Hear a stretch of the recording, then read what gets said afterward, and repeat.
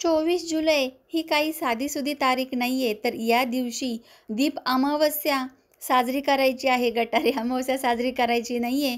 त्यासोबत आलेला आहे गुरुपुष्यामृत योग. यासोबतच गुरुवार आपलं गुरुचं पाठबळ मिळवण्याच्या आपल्या स्वामींचा वार.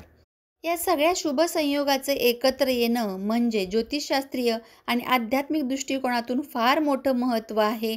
आणि यासाठीच आज दीप अमावस्या, गुरुपुष्यामृत योग या योगावरती कणकेचे दिवे लावा आणि नशिबाचा दीप उजळवा. यासाठी आपला मोठा व्हिडिओ जरूर बघा. खूप काही गोष्टी यामध्ये मी शेअर केलेल्या आहेत. गुरुपुष्यामृत योग जरी आला असेल तरी अमावस्या आहे, यामध्ये तुम्ही खरेदी करू शकत नाही किंवा शुभ मुहूर्ताची कोणती सुरुवात करू शकत नाही. तर ते का?